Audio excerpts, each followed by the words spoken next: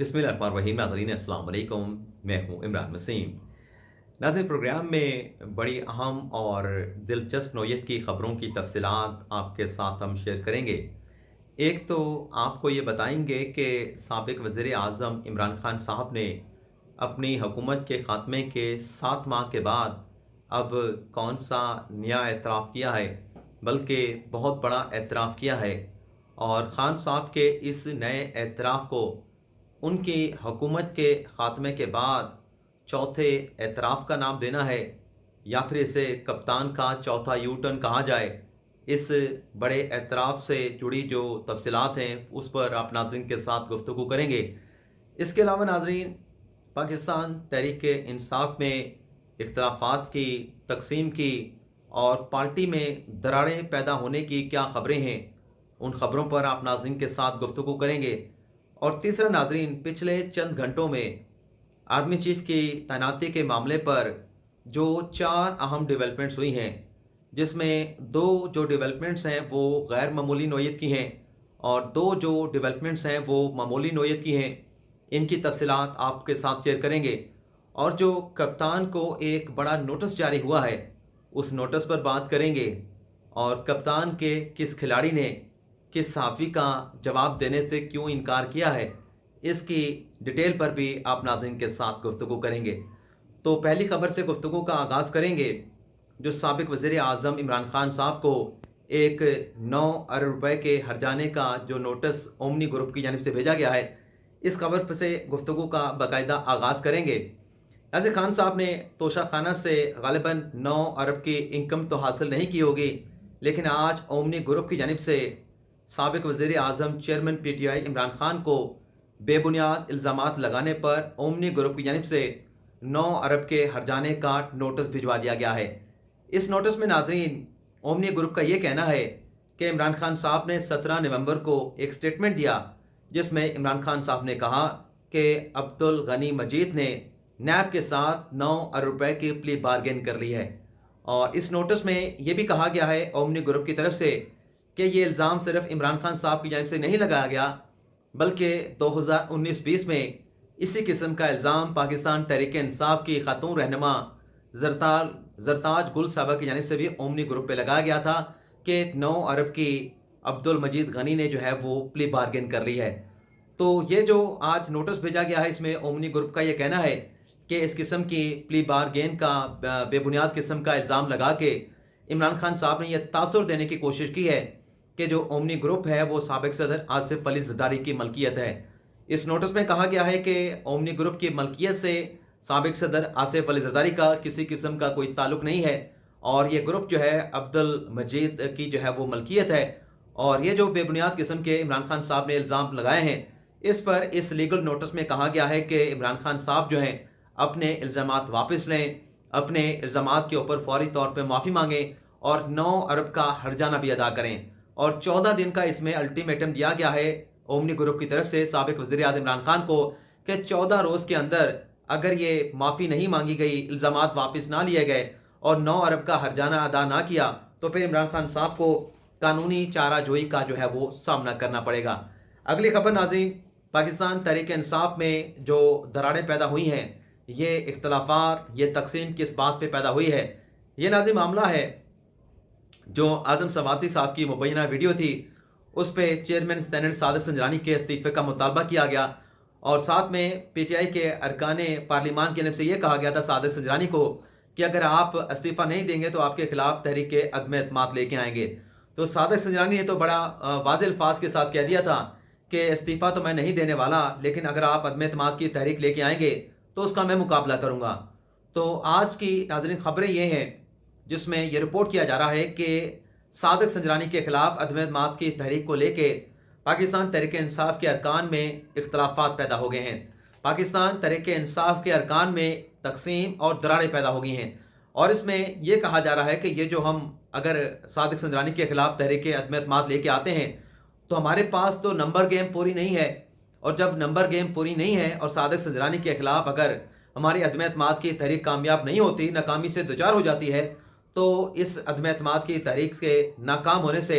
पाकिस्तान तहरीक इंसाफ को सियासी मैदान में اور عوامی میدان میں بڑی شرمندگی کا جو ہے وہ سامنا کرنا پڑے گا۔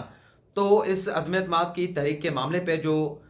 مخالف گروپ ہے وہ اکثریت میں دکھائی دے رہا ہے، اور لگ ایسے رہا ہے کہ اس معاملے کو لے کے پاکستان تحریک انصاف کے جو ارکان ہیں وہ ابھی اس معاملے پہ متفق نہیں ہو پائے کہ آیا کہ عدم اعتماد کی تحریک صادق سنجرانی کے خلاف لانی ہے یا نہیں لانی۔ اب آرمی چیف کی تعیناتی کے معاملے پر پچھلے چند گھنٹوں میں جو اہم ڈیولپمنٹس ہوئی ہیں ان کی ڈیٹیل وہ آپ ناظرین کے ساتھ شیئر کر لیں۔ ایک تو ناظرین، وزیر اعظم شہباز شریف کی جو وزیر دفاع ہیں خواجہ آصف، ان کے ساتھ ملاقات ہوئی ہے، اور اس ملاقات میں یعنی دونوں کی ون آن ون ملاقات ہوئی، اور اس ملاقات کے بعد ایک تو خواجہ آصف صاحب نے یہ دعویٰ کیا ہے کہ جو سمری کا معاملہ ہے 24 گھنٹوں میں جو سینئر افسران کی سمری ہے وہ وزارت دفاع کے ذریعے وزیر اعظم آفس کو موصول ہو جائے گی، اور اگلے 48 گھنٹوں میں وزیر اعظم شہباز شریف جو ہیں وہ آرمی چیف کے تعیناتی کا جو کام ہے اس کام کو مکمل کر لیا جائے گا۔ اب دوسری جو ڈیولپمنٹ ہوئی ہے وہ ناظرین یہ ہے کہ وزیر اعظم شہباز شریف جنہوں نے 25 نومبر کو ترکی کے دورے پہ روانہ ہونا ہے، انہوں نے 25 نومبر کو ہی غالباً 25 بنتی ہے، نہیں 25 نہیں 24 نومبر کو انہوں نے وفاقی کابینہ کا خصوصی اجلاس بلا لیا ہے، اور اس اجلاس کے حوالے سے ناظرین جو کابینہ کے ارکان ہیں انہیں یہ میسج بھیج کے متنبع کیا گیا ہے، اور یہ کہا گیا ہے کہ آپ نے ہر حال میں وفاقی کابینہ کے اجلاس میں اپنی حاضری کو یقینی بنانا ہے، اور کہا جا رہا ہے کہ ترکی روانہ ہونے سے پہلے یہ جو بڑی تعیناتی ہے، جو بھی فیصلہ وزیر اعظم شہباز شریف کریں گے وہ اپنے اس فیصلے پر اپنے وفاقی کابینہ کے جو ارکان ہیں ان کو اعتماد میں لیا جائے گا۔ اب یہ جو ناظرین آرمی چیف کی تعیناتی کا اختیار ہے، یہ جو ہنگامی اجلاس بلایا گیا ہے وفاقی کابینہ کا، اس سے غیر معمولی اس لیے بھی کہا جا سکتا ہے کہ یہ تو وزیر اعظم کا اختیار ہے، لیکن اگر وزیر اعظم اس فیصلے کے اوپر وفاقی کابینہ کو اعتماد میں لینے جا رہے ہیں، اپنے فیصلے پہ وفاقی کابینہ کی انڈورسمنٹ چاہتے ہیں، توثیق چاہتے ہیں، تو لگ یہ رہا ہے کہ وزیر اعظم شہباز شریف کوئی غیر معمولی نوعیت کا اس تعیناتی کے حوالے سے فیصلہ کرنے جا رہے ہیں۔ تیسرا ناظرین یہ ہوا ہے کہ ایک ویب نیوز پہ رپورٹ کیا گیا ہے کہ وزیر اعظم شہباز شریف کی آج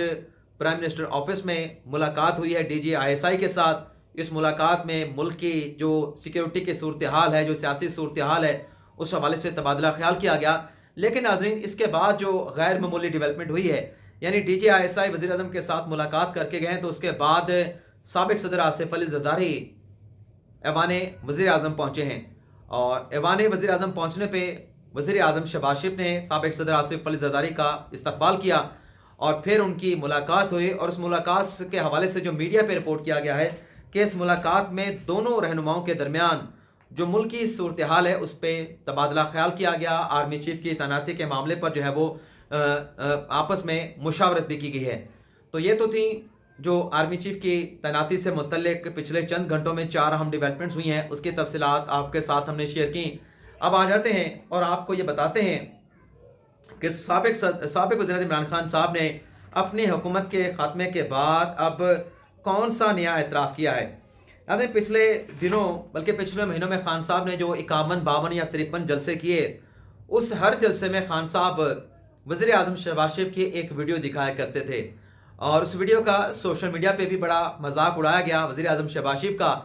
اور اس میں آپ نے سنا ہوگا کہ وزیر اعظم کہتے ہیں کہ میں دوست ممالک میں گیا، ان سے میں نے کہا کہ میں آپ کے پاس مانگنے نہیں آیا، تو کوئی مجبوری ہے تو مجبوری کے سلسلے میں آپ ہماری مدد فرما دیں۔ تو یہ ویڈیو جو تھی وزیر اعظم شہباز شریف کی، یہ سابق وزیر اعظم عمران خان اپنے ہر جلسے میں چلاتے رہے۔ تو جو امریکہ سے متعلق خان صاحب کا بیانیہ تھا اس پر بھی خان صاحب جو ہے ایک طرح سے اسٹیپ بیک کر چکے ہیں،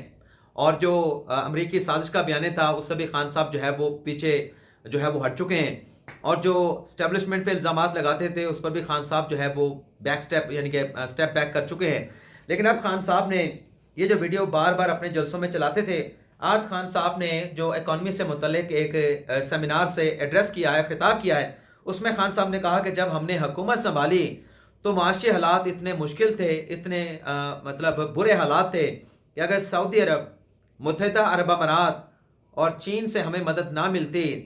تو حالات مزید خراب ہو جاتے۔ تو وزیر اعظم شہباز شریف نے اگر حکومت سنبھالنے کے بعد سعودی عرب سے، UAE سے اور چائنا سے مدد طلب کی تو اس سے تو خان صاحب بھکاری ہونا کہہ رہے تھے، لیکن آج خان صاحب نے اپنے بھکاری ہونے کا بھی اعتراف کیا ہے کہ جب ہم نے حکومت سنبھالی تھی تو اس وقت بھی معاشی حالات اتنے اچھے نہیں تھے، اور ہم نے سعودی عرب سے قرضہ لیا، ہم نے متحدہ عرب امارات سے قرضہ لیا، ہم نے چین سے قرضہ مانگا، تو ہم حالات کو بہتر کرنے میں کامیاب ہو گئے. ان ممالک کی جن سے ہمیں ڈالر دیا گئے تو ہماری اکانومی کا جو پہیہ ہے وہ ٹریک پہ آنا شروع ہو گیا. تو خان صاحب جو دوسروں کو الزام لگاتے تھے کہ وہ بھکاری بنے ہوئے ہیں، حالانکہ وہ بھی ملک کے لیے بھکاری بنے ہوئے تھے، خان صاحب بھی ملک کے لیے بھکاری بنے ہوئے تھے، لیکن خان صاحب اس وقت اپنے بات نہیں کرتے تھے. لیکن آج خان صاحب نے اپنی بات کا بھی اعتراف کیا ہے، لیکن اپنی اس بھکاری پن کا اعتراف کے لیے خان صاحب نے بڑے اچھے الفاظ کا جو ہے استعمال کیا ہے. دوسرا ناظرین، خان صاحب نے اس تقریر میں ایک اور بات بھی کی، اس کا بھی میں ذکر کرنا چاہوں گا. ناظرین، خان صاحب نے یہ کہا کہ جب ہماری حکومت تھی تو ہمیں بہت سارے مافیاز کا سامنا تھا. یہ جو مافیاز ہیں، خان صاحب نے کہا کہ حکومت کو چلنے نہیں دیتے. اب مافیاز کا خان صاحب نے ذکر کیا اور ساتھ میں خان صاحب نے کہا کہ ان تمام مافیاز میں جو سب سے بڑا مافیا ہے وہ پراپرٹی کا مافیا ہے، ریل اسٹیٹ کا مافیا ہے. تو خان صاحب کو آج ریل اسٹیٹ کے مافیا کی جو ہے وہ جو ان کی بلیک میلنگ تھی وہ یاد آ رہی تھی. لیکن اپنے دور حکومت میں خان صاحب کی اپنی پارٹی کے جو لوگ ہیں وہ ریل اسٹیٹ مافیا کی جو فیسلٹیز ہیں ان سے فائدہ اٹھاتے رہیں. اب جو فرح خان صاحبہ تھیں وہ ملک ریاض حسین کا جو طیارہ ہے اس کو استعمال کرتی رہیں، اور جب بحریہ ٹاؤن کو پشاور میں پابند کر دیا گیا، ان کی جو ایک سوسائٹی تھی اس پہ پابندی لگا دی گئی، اس کو بند کر دیا گیا پشاور یعنی پی ڈی اے کی جانب سے، تو وہ کیسے بھولی؟ وہ فرح خان صاحبہ ملک ریاض حسین کی بیٹی کے ساتھ، امبر کے ساتھ جو آڈیو لیک ہوئی تھی، اس سے آپ اندازہ لگا سکتے ہیں کہ وہ بلیک میلنگ سے زیادہ زیادتی مفادات کی اس میں بات ہو رہی تھی. تو خان صاحب جو آج کہہ رہے تھے کہ پراپرٹی مافیا نے انہیں بلیک میل کیا، لیکن پراپرٹی مافیا سے تو خان صاحب اور ان کے اطراف میں جو بیٹھے ہوئے لوگ تھے وہ تو مستفید ہوتے رہے. اور ایون کہ جو 50 ارب اگر کوئی اس کو جھٹلانا چاہتا ہے تو جھٹلا کے دکھا دے کہ جو برطانیہ سے 50 ارب پکڑے گئے وہ پاکستان میں واپس آئے. ملک ریاض حسین نے وہ عمران خان صاحب نے پیسے این سی اے سے لیے اور بجائے اس کے وہ اپنی قومی خزانے میں جمع کراتے، خان صاحب نے اس ہاتھ سے پکڑے اور دوسرے ہاتھ سے وہ پیسے ملک ریاض حسین کو واپس کر دیے. اب پتہ نہیں ملک ریاض حسین نے یہ بلیک میل کیا تھا یا وہ جو القادر یونیورسٹی کے لیے 400 غالباً 67 کنال جو زمین حاصل کی گئی تھی غالباً اس اراضی کے لیے خان صاحب نے یہ ایک ڈیل ملک ریاض حسین کے ساتھ کی تھی، تو اس میں بلیک میلنگ کہیں نظر نہیں آتی. یعنی یہ ایک لین دین ہوا تھا کہ مجھے فائدہ دو میں آپ کو فائدہ دوں گا. بظاہر یہ معاملہ ایسا لگتا ہے پرامہ فشائی. اب جو اور جو خبر ہے یعنی یہ خان صاحب کا، ویسے میں نے جیسے کہ اپنے آغاز میں کہا کہ یہ بظاہر چوتھا یو ٹرن لگتا ہے، یہ چوتھا اعتراف لگتا ہے. یعنی اس سے پہلے وہ جو امریکی سازش والا بیانیہ تھا اس سے منحرف ہو گئے، جو اسٹیبلشمنٹ کو وہ مورد الزام ٹھہراتے تھے اس سے منحرف ہو گئے، اور اب وہ جو جنرل فیصل ہیں اس کے معاملے کے اوپر، ایف آئی اے کے معاملے کے اوپر بھی خان صاحب جو ہیں اب اس طرح سے جو جس شدمت کے ساتھ وہ بیانات دیتے تھے وہ بھی خان صاحب کا معاملہ نظر نہیں آ رہا. تو یہ اب چوتھا جو ایک چیز ہے اس سے بھی خان صاحب کا بظاہر جو ہے وہ یو ٹرن دیکھنے کو مل رہا ہے. اب ایک اور چیز بھی ہے ناظرین، جو کپتان کے ایک کھلاڑی نے جو صحافی کے سوال کا جواب دینے سے انکار کیا ہے، اس نے کہا کہ نہ بابا مجھ سے ایسا سوال نہ کریں، میں اپنے حصے کی مار کھا چکا ہوں. اب یہ پی ٹی آئی کے کون سے رکن ہیں اور کیوں انہوں نے صحافی کے سوال کا جواب دینے کا انکار کیا ہے؟ یہ 58 سیکنڈ کا ایک ویڈیو کلپ ہے، آپ کو دکھا بھی دیتے ہیں اور آپ کو سنا بھی دیتے ہیں. یہ ناظرین میں اس کو پلے کروں گا. سر آپ نے بات کی آرمی چیف کی تعیناتی کے حوالے سے ملک میں احتجاج جو ہے وہ برپا ہے. آپ لوگوں نے 26 تاریخ کا انتخاب کیوں کیا؟ کیا آپ بھی آرمی چیف کی تعیناتی پر جو پریشر ڈالنا چاہتے ہیں؟ کیا آپ سمجھتے ہیں شہجان میں تحریک انصاف بھی بھاگل کی شریک ہے؟ یہ تھا جواب کسی اور نو دیو دین دیو کٹ دے بہت نے بڑا مار دینے اللہ دی قسم. میں اپنے حصے دی کھا بیٹھا، میرا بھرا بڑا سونا ہے، وال انہیں سونے نے. میری ماسی بھی گھر خوش ہوئے گی کہ شامی واپس آئے گا نوکری کر کے. نہ میرے کو یہ سوال یہ ناظرین چھوٹا سا کلپ ہے، اور اس کلپ کو سننے کے بعد ظاہر ایسا لگتا ہے کہ جو شہباز گل صاحب کا ڈنک تھا